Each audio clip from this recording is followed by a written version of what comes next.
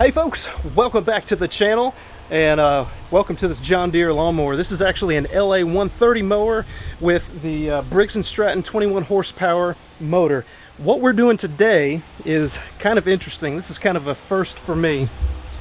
So the engine was sputtering and backfiring, and after some research we took off the valve cover, and lo and behold we found a bent push rod. So I don't know if you can see, but there's also the valve seat inside the spring. It has come loose, come up from where it's supposed to be.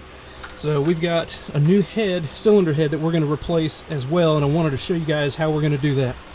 So the first step is we got to take some of the engine pieces off. What we did, we started off taking off the screen. That's just 4 bolts. And then we've got to remove this protective shroud. And there are 6 bolts, 1, 2, 3 on this side, and there's also 3 on the other side, as well as a little screw right in where the air filter goes. Once those are removed, this guy just comes right off. All right, now that we've got that shroud taken off, I wanted to show you guys something pretty interesting. Now this is the left side of the motor. That's the side that we had the issue with the bent push rod. Again, there it is. And if you can tell the difference, I believe this might be one of the root causes of the problems. You can see there is a lot of stuff caked in there, which causes a lot of excess heat buildup. But over on the right side, it is actually pretty clean in there. And from research that we've done online, it seems like when this thing builds up too much heat, it causes a little extra wear and play in the rocker arms and everything else, and then that's what ultimately causes the push rod to come out and then bend and cause backfires on your motor. So next couple steps here went ahead and removed the spark plug just so we can turn the motor over a lot easier. But also we went ahead and removed this heat shield that's kind of covering up the head. And to do that, there are 2 bolts. So there's going to be one on the front side.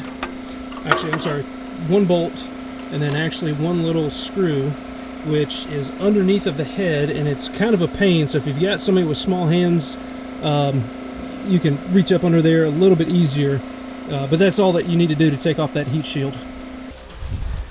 So we've ran into a minor snag at this point in the program. We actually ended up buying the wrong cylinder head. We bought cylinder head number 1 instead of cylinder head number 2, and we were actually thinking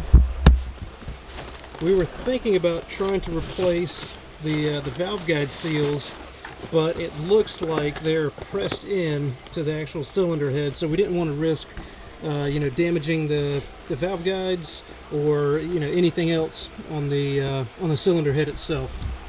So we're going to go ahead and pack up the brand new cylinder head that we bought, and we've got the new one on order, so stick around. When that one comes back in, we'll get back to working on this lawnmower.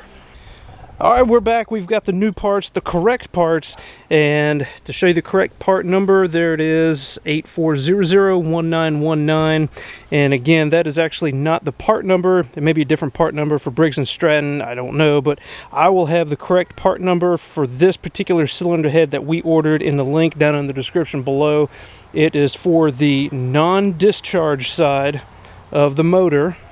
And the other one I'll make sure I describe them down in the description below so you guys don't get the wrong ones like we did. But we've got all the parts now correctly. Cylinder head, it comes with everything in the kit, new push rods.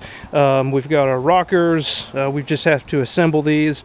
And I've got the specs on these, I believe, is between 4 and 6 thousandths is the tolerance you want to set these to. Obviously the gaskets, and then we've got all the other bits and pieces that we need to get this thing put back together. So with that, let's get it built. So first step we're going to do, just put on the brand new gasket. This is a nice metal gasket, so it may or may not have gotten damaged while it was being shipped to you, so you may have to finesse it just a little bit, but obviously once you get the head on there, it'll flatten out and get everything torqued down. It'll be nice and clean. But one point I'll make is do what you can to get this surface clean. You always want a nice clean gasket mounting surface, so I clean that off with some starter fluid and a rag.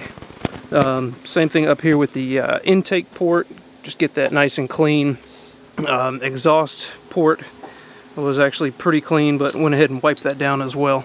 Alright, the brand new head slid on easily. There are 2 mounting pins or alignment pins that are on the block, so that'll line up easily. And then just go ahead and put your 5 bolts back in.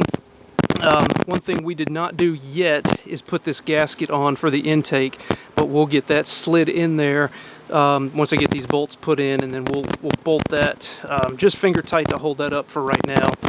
And then also, obviously, we still have to put the push rods in and then get the rockers lined up, tightened up. And again, I'll show you guys how we're going to set the clearances for those in just a minute.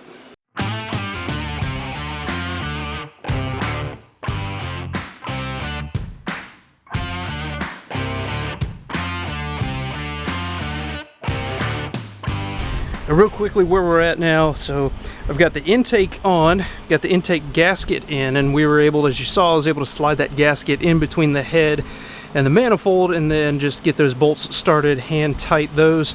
Also, don't forget, we got a little mounting bracket that bolts to the side of the head on the front side. And then now we're just going to work on the exhaust piping. This is just got a metal gasket again that goes onto that, and then just 2 Allen bolts. And these were a little bit tricky, but these have ours have lock washers on them, and I'm just going to get those screwed up, and then we'll be ready to kind of tighten everything down all the way around the head. That'll do it for those 2 bolts on the exhaust side. Those are 1/4 inch Allen. Now, one thing I'll say is this guy in the back, unless you got small hands, it's a little bit tricky, but if you just talk nice to it, it'll cooperate with you and it'll go in without any issues. So we've got those 2 bolts buttoned up. We've got the intake buttoned up. Now we've just got to snug the bolts around the head. And if I'm not mistaken, but don't quote me, please do your own research, but if I'm not mistaken, these bolts are supposed to be 25 Newton meters, which is about 18 to 20 foot-pounds. So we're going to get those torqued down, and then we'll start working on these rocker arms. We've got everything buttoned up on the cylinder head. The only thing left to do now is to adjust the valve clearances. Now for this one, I'm going to be using my feeler gauge, and I'm going to be using 0.005 inch feeler gauge, 5/1000 feeler gauge. And oops, I know there's several different ways to do these. What I have done is I have rotated the crankshaft to where the intake is fully compressed, and so the exhaust is fully depressed.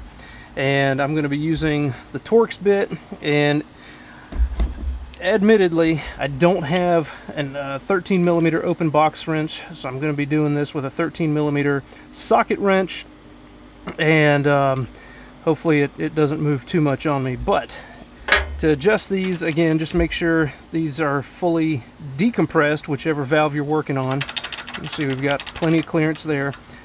Take your feeler gauge, slide it in between the valve and the rocker arm, and you can see we've got a lot of clearance there. So take your Torx bit, tighten this guy down until you get some resistance, just like that. So now I'm happy we've got our 5/1000 clearance. And then just put your crescent wrench or your box wrench on your lock nut, jam nut, whatever you want to call it. Tighten that down. Do the same thing with the intake. What you're going to want to do is rotate the crank until the intake is fully depressed. And this one we've already adjusted, so it's a little bit tighter.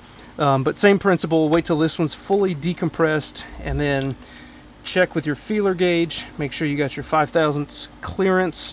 Again, tighten down the jam nuts with a 13 millimeter box end wrench. You are good to go. Obviously, this is a nice clean surface for your gasket. We're going to put that on, put the valve cover back on.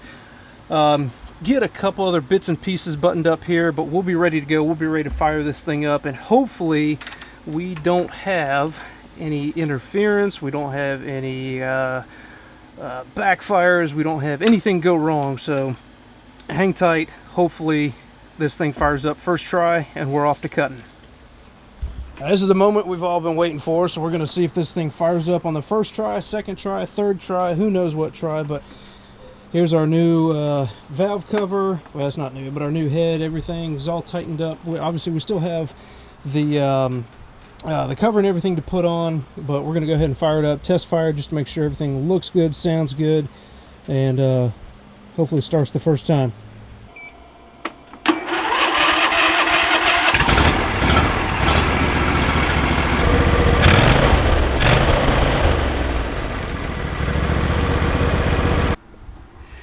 Guys, I hope this video has been helpful to you. If it has, be sure to leave a thumbs up, share this video out. If you hadn't done so already, please consider hit that subscribe button. I'd love to have you on the channel. And as always, I look forward to seeing you on the next one.